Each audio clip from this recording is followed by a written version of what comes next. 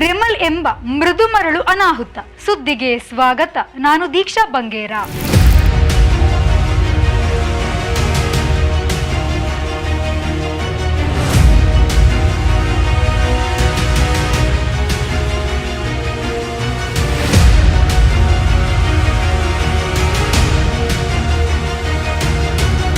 ರೆಮಲ್ ಚಂಡಮಾರುತವು ಪಡುವಣ ಬಂಗಾಳದಲ್ಲಿ 16ಕ್ಕೂ ಹೆಚ್ಚು ಮತ್ತು ಬಾಂಗ್ಲಾದೇಶದಲ್ಲಿ 18ಕ್ಕೂ ಹೆಚ್ಚು ಜನರ ಪ್ರಾಣಹರಣ ಮಾಡಿದೆ.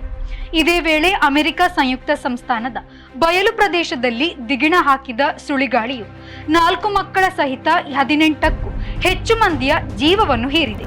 ರೆಮಲ್ ಚಂಡ ಸುಂಟರ ಕುಣಿತಕ್ಕೆ ಮರಗಳುರುಳಿ, ಕಟ್ಟಡಗಳು ಜರಿದು, ಭೂಕುಸಿತ ಉಂಟಾಗಿ, ಮಾಡಿನ ತಗಡುಗಳು ತರಗೆಲೆಗಳಾಗಿ ಹಾರಿ ಎಲ್ಲೆಲ್ಲೋ ವೇಗದ ಗಾಳಿ ಮತ್ತು ಬಿರುಸಿನ ಮಳೆಗಳದ್ದೇ ಧಿಮಿಕಿಟ್ಟತ್ತ. ಭಾರತದಲ್ಲಿ 2 ಲಕ್ಷ ಜನರು ಬಾಧಿತರು. ಬಾಂಗ್ಲಾದೇಶ, USA ಎಂದು 120ಕ್ಕೂ ಹೆಚ್ಚು ಕಿಲೋಮೀಟರ್ ವೇಗದ ಗಾಳಿ ನೂಕಿಗೆ ಒಟ್ಟಾರೆ 50 ಲಕ್ಷದವರ ಬದುಕು ನೀರಿಗೆ ಬಿದ್ದಿದೆ. ಈಜಲು ಬಾರದವನನ್ನು ಈಜುಕೊಳಕ್ಕೆ ದೂಡಿದಂತ ಪರಿಸ್ಥಿತಿ ಅವರದು.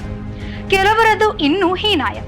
ಆರಾಮವಾಗಿ ಮನೆಯಲ್ಲಿ ಆನಂದದಡುಗೆಯ ಮಾಡಿ ಉಣ್ಣುತ್ತಿದ್ದವರು ಈಗ ಪರಿಹಾರ ಕಾರ್ಯಕರ್ತರು ನೀಡುವ ಪಟ್ಟಣದೂಟವ ಮಾಡಿ ಕಿರುಬಾಟಲಿ ನೀರನ್ನು ಕುಡಿದು ಕಣ್ಕಣ್ಣು ಬಿಡುವ ಸ್ಥಿತಿ ಉಂಟಾಗಿದೆ. ಕಡಲಕರೆ ಮತ್ತು ತಗ್ಗು ಪ್ರದೇಶದವರ ಕತೆ ಯಾರಿಗೂ ಬೇಡ. ಪರಿಹಾರ ಶಿಬಿರಗಳಲ್ಲಿ ತಲೆಗೆ ಕೈ ಹೊತ್ತು ಕೂರುವುದಾಗಿದೆ. ರಿಮಲ್ ಎನ್ನುವುದು ಅರೇಬಿಯಾದಲ್ಲಿ ಹುಡುಗಿಯರ ಹೆಸರು. ರಿಮಲ್ ಎಂದರೆ ಮೃದು ಎಂದು ಅರ್ಥ. ಸಣ್ಣ ಹುಡುಗಿ ಚಂಡಿ ಹಿಡಿದರೆ ಏನಾದೀತು ಅದಕ್ಕಿಂತ 1000 ಪಟ್ಟು ಅನಾಹುತವನ್ನು ರೇಮಲ್ ಚಂಡಮಾರುತ ಮಾಡಿದೆ. ರಿಮಲ್ ಎನ್ನುವುದನ್ನು ಅರಬ್ ನಾಡಿನ ಕೆಲವೆಡೆ ರೇಮಲ್ ಎಂದು ಕರೆಯುತ್ತಾರೆ. ರೆಮಲ್ ಎಂದರೆ ಹೊಯ್ಗೆ, ಮರಳು ಎಂದು ಅರ್ಥ. ಮೃದು ಮರಳು ಆಗಿರಬಹುದು, ಆದರೆ ಮೃದು ಮರಳನ್ನು ವೇಗವಾಗಿ ಎಸೆದರೆ ಅದು ಹಾನಿಯನ್ನು ಉಂಟು ಮಾಡುತ್ತದೆ. ಮರಳು ಎಂಬ ಅರ್ಥದ ಈ ಚಂಡಮಾರುತದ ಹೆಸರನ್ನು ನೀಡಿರುವುದು ಓಮನ್ ದೇಶ.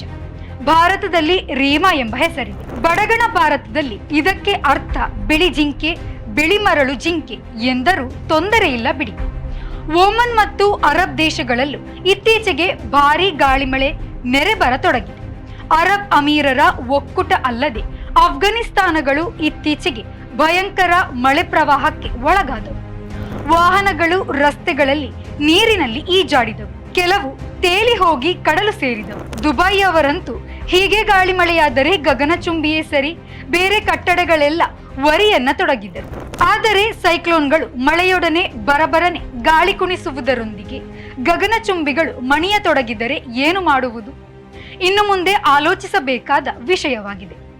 ಭೂಬಿಸಿಯಿಂದ ಧ್ರುವ ಮಂಜು ಕರಗಿ ಕಡಲು ಸೇರಿ ತಟದ ನಗರಗಳನ್ನು ನುಂಗುವ ಅಪಾಯವಿದೆ.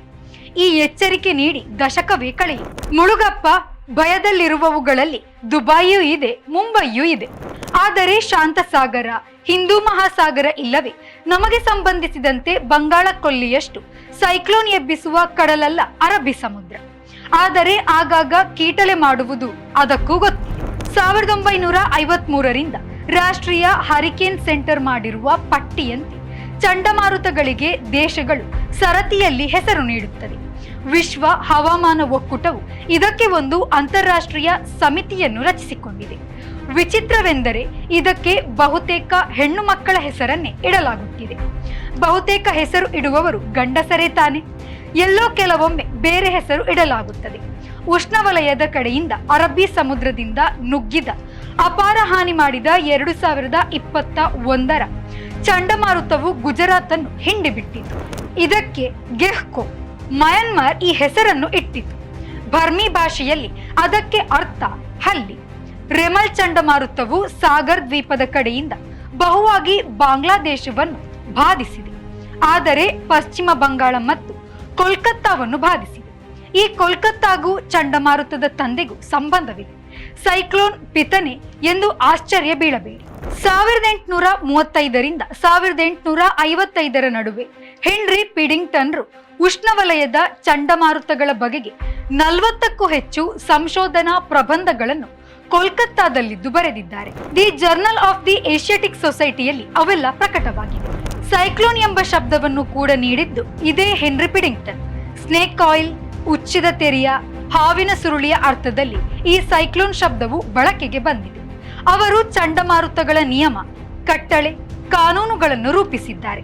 ವಿಜ್ಞಾನದ ವಲಯದಲ್ಲಿ ಅವರಿಗೆ ಫಾದರ್ ಆಫ್ ದಿ ಸೈಕ್ಲೋನ್ ಎಂದೇ ಹೆಸರು. ಫಾದರ್ ಆಫ್ ಸೈಕ್ಲೋನ್ ಇರುವಂತೆ ಭಾರತೀಯ ಚಂಡಮಾರುತಗಳ ತಂದೆ ಸಹ ಒಬ್ಬರು ಇದ್ದಾರೆ. ಮೃತ್ಯುಂಜಯ ಪಾತ್ರವನ್ನು ಭಾರತದ ಸೈಕ್ಲೋನ್ ಮಾನವ ಎಂದು ಕರೆಯಲಾಗುತ್ತದೆ. ಪೈಲಿನ್, ಹುದ್ಹುದ್, ತಿತ್ಲಿ, ಫನಿ, ಆಂಫನ್ ಮೊದಲಾದ ಚಂಡಮಾರುತಗಳ ಪಥಗಳನ್ನು ಸರಿಯಾಗಿ ಗುರುತಿಸಿದ ಕೀರ್ತಿ ಮೃತ್ಯುಂಜಯರಿಗೆ ಸಲ್ಲುತ್ತದೆ. ಹೀಗೆ ಸರಿಯಾದ ದಾರಿ ತಿಳಿದಾಗ ಅಲ್ಲಿ ಕ್ರಮ ಪ್ರಕಾರವಾಗಿ ಪರಿಹಾರ ಕಾರ್ಯಾಚರಣೆ ನಡೆಸಲು ಸಾಧ್ಯವಾಗುತ್ತದೆ. ಕೋಲ್ಕತ್ತಾದ ಮೇಲೆ ರೆಮಲ್ ಚಂಡಮಾರುತವು 135 ಕಿಲೋಮೀಟರ್ ವೇಗದ ಗಾಳಿಯೊಡನೆ ಅಪ್ಪಳಿಸಿ ಮಡಕೆ ಸುರಿಮಳೆಯನ್ನು ಸುರಿಸಿತು. ಬಾಂಗ್ಲಾದೇಶದ ಕೆಲವು ಕಡೆ 140 ಕಿಲೋಮೀಟರ್ ವೇಗದಲ್ಲಿ ಬೀಸಿದ ಗಾಳಿಯು ಭಾಗದ್ದನ್ನೆಲ್ಲ ಬಾಗಿಸಿದೆ. ಇಂಗ್ಲಿಷ್ನಲ್ಲಿ ಸೈಕ್ಲೋನ್, ಟೈಫೂನ್, ಹರಿಕೇನ್ ಎಂದಿತ್ಯಾದಿಯಾಗಿ ಈ ಕುಣಿಸುಳಿ ಗಾಳಿಯ ಹೊಡೆತಗಳನ್ನು ಕರೆಯಲಾಗಿದೆ. ವಿಸ್ತಾರವಾದ ಕಡಲಿನಲ್ಲಿ ಒಂದು ಕಡೆ ಗಾಳಿಯು ವಿರಳವಾದಾಗ ಇತರೆಡೆಯ ಗಾಳಿಯು ವೇಗವಾಗಿ ಅಲ್ಲಿಗೆ ನುಗ್ಗುತ್ತದೆ. ಇವು ಸುಂಟರ ಗಾಳಿಯಾಗಿ ಕಡಲ ಅಲೆಗಳನ್ನು ಭೀಕರವಾಗುವಂತೆ ಮಾಡುತ್ತದೆ. ಇದು ಈ ಹೊತ್ತಿನ ಸುದ್ದಿ. ನಿರಂತರ ಸುದ್ದಿ ಮತ್ತು ಮನೋರಂಜನೆಗಾಗಿ V4 ನ್ಯೂಸ್ನ ಫೇಸ್ಬುಕ್ ಪೇಜ್ ಫಾಲೋ ಮಾಡಿ ಹಾಗೂ ಯೂಟ್ಯೂಬ್ ಚಾನಲ್ ಸಬ್ಸ್ಕ್ರೈಬ್ ಮಾಡಿ.